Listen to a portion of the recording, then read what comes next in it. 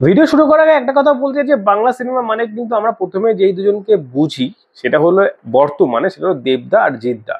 তো বেসিক্যালি দেবদা আর জিদ্দা যখন একটা যে কোনো সিনেমা যেভাবে নিয়ে আসুক না কেন এটা হইচই থেকেই যায়, কিন্তু তার পরিবর্তে কে আছে যাকে নিয়ে আমরা একটু ভাবি চিন্তা করি সেরকম কেউ নেই। তবে বর্তমানে একটা কথা বলতে হয় যে অঙ্কুশ হাজরা এই নামটা প্রায় মিশে যাচ্ছে ভাব, তাকে সেইভাবে দেখা যাচ্ছে না। না যাওয়ারই কথা, কারণ সিনেমা সেভাবে এখন আসার কথা নেই।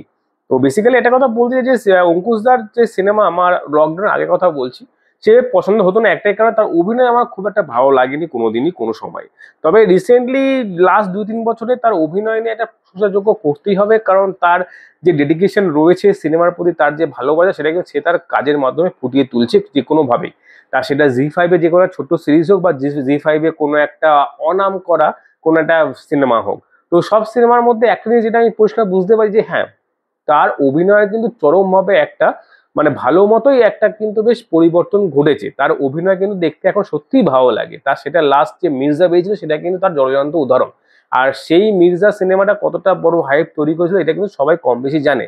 তো বেসিক্যালি মির্জা 2 এরও কিন্তু একটা খবর চলে এসেছিল যে এটা হবে সিনেমা, তবে আলটিমেটলি এখন কবে হবে সেটা নিয়ে এখন একটু ভাবার বিষয় রয়েছে, তো সেগুলো বাদ দাও।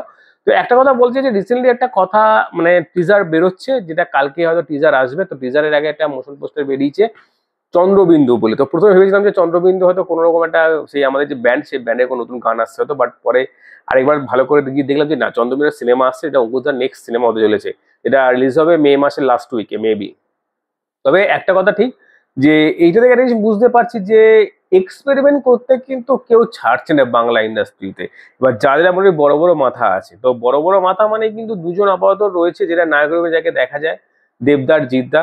বুম্বাদা এখন আপাতত এখন একটা অনেক লেভেলে চলে গেছে, সে এখন বলিউডে ব্যস্ত বেসিক্যালি বলা যায়। হ্যাঁ, অবশ্যই বাংলা সিনেমা করছে, বাট এখন অ্যাজ এ লিড হিরো নায়ক হিসাবে কিন্তু এখন দেবদা জিদ্দাই রয়েছে। তো তারপরে যদি কাউকে দেওয়া যায় সেটা কিন্তু একমাত্র অঙ্কুশ দাই।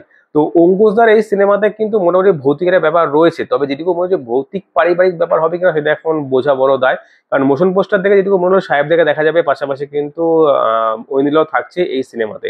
এবার বেসিক্যালি বাবা মা আর পাশে সাহেবদের একটা ভৌতিক ছায়া দেখা গেল, তার সামনে চলে আসলো হচ্ছে অঙ্কুশ হাজরা এবং ঐন্দ্রিলা।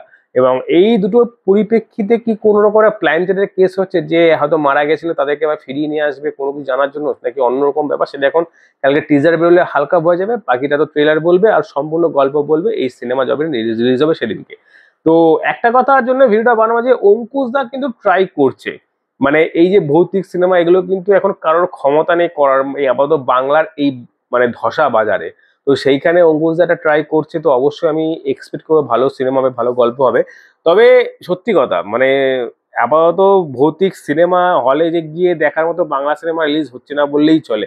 আর যেগুলো ভৌতিক সিনেমা রিলিজ করছে যা মার্ডার মিস্ট্রি বা এই হরর ব্যাপার, সেটা একমাত্র হইচইতে রিলিজ হচ্ছে অ্যাজ এ সিরিজ, বা মুভি তো নেই, অ্যাজ এ সিরিজই বলতে পারো।